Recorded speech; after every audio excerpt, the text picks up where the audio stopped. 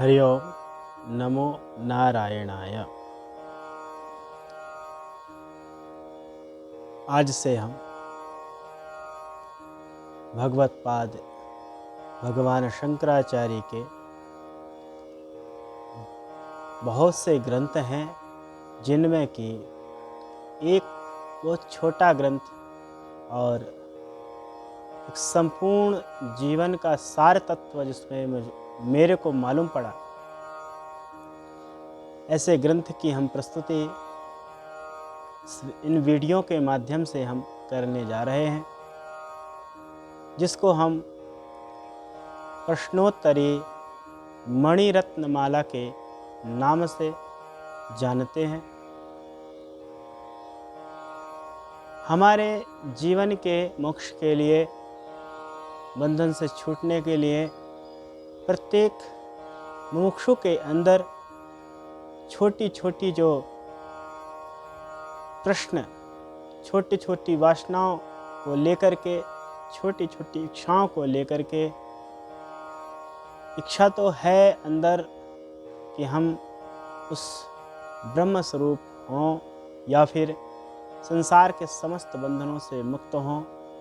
तो उन बंधनों से मुक्त करने के लिए आप सभी मोक्षों के लिए मणिरत्नमाला, प्रश्नोत्तरी मणिरत्नमाला एक ग्रंथ है, उसका आज से हम प्रारंभ करते हैं। कुछ वीडियो के माध्यम से यह पूरा ग्रंथ हम पूर्ण करेंगे। आइए सबसे पहले हम प्रार्थना करते हैं उस परम गुरु सत्ता को, और भगवत पाद आद्य गुरु शंकराचार्य जी महाराज को हम प्रणाम करते हैं।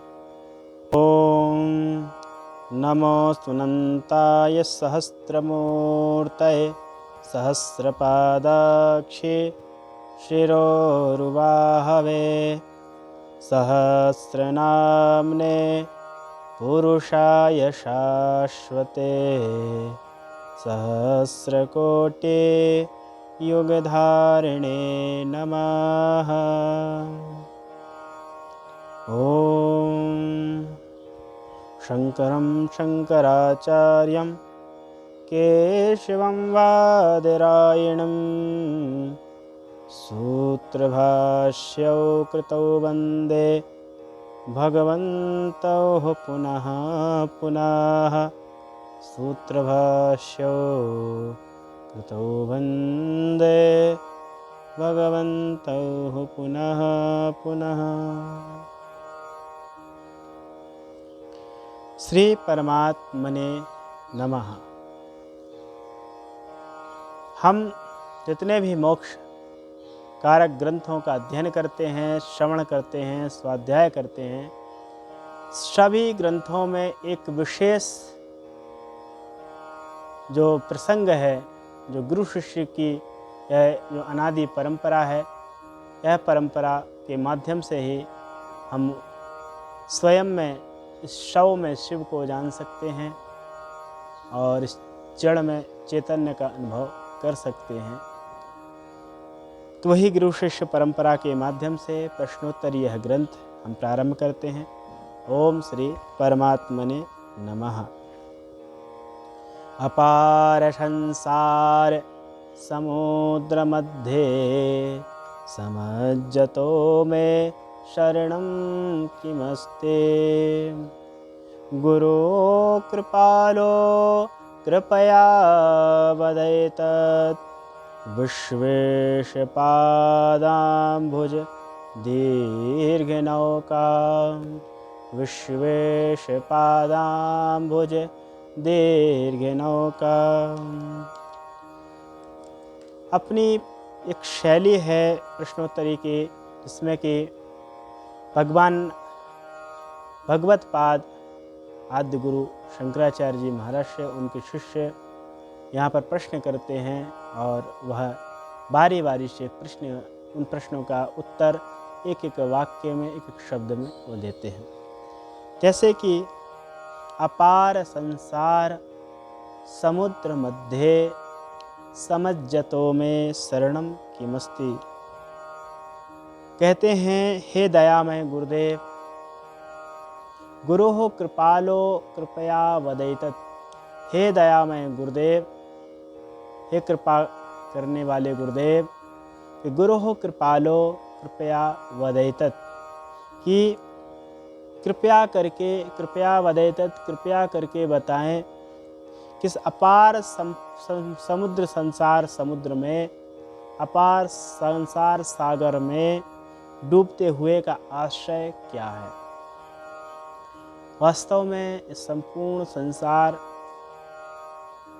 समुद्र से कम नहीं है। समुद्र के मध्य में आप पहुंच भी जाओ या फिर किनारे में खड़े हो, उसका दूसरे तरफ का किनारा आपको दिखता नहीं है।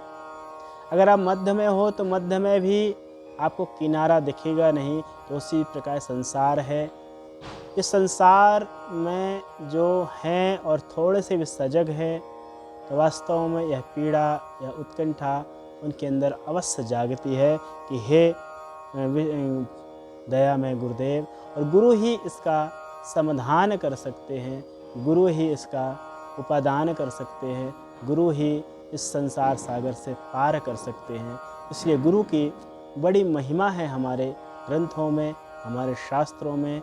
भगवान श्री राम से लेकर के भगवान श्री कृष्ण तक, जिनको हम योगेश्वर कहते हैं, भगवान कहते हैं, वो भी बिना गुरु के उस आत्मस्वरूप का अनुभव नहीं कर पाए। उन्होंने भी गुरु का सहारा लिया, और भगवान श्री राम भी अपने गुरु की शरणागति में जाकर के अपने उस वास्तव में अगर किसी का योगदान है राम को श्री राम बनाने का, तो वो गुरु ही है। और साधारण से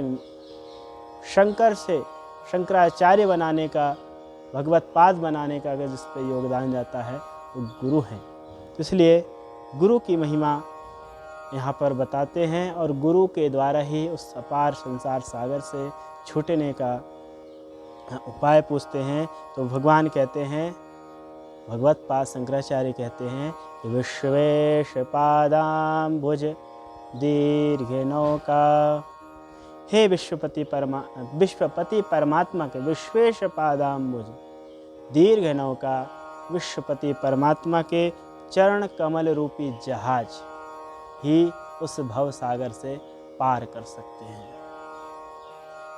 चरण कमल रूपी जहाज अर्थात आपके जीवन में भगवद नाम का नित्य स्मरण, जिसको गीता में 2 शब्द बड़े गहनता से भगवान भी कहते हैं। एक है अनन्य चेताः और एक है अनन्य मनसाः। अनन्य मन, अनन्य चित्त। अनन्य चित्त और अनन्य मन का मतलब है ऐसा चित्त, ऐसा मन कि जो अन्य विषयों में ना हो करके केवल भगवत चिंतन, आत्मचिंतन में लगा है, उसी को अनन्य चित्त, अनन्य मन कहते हैं।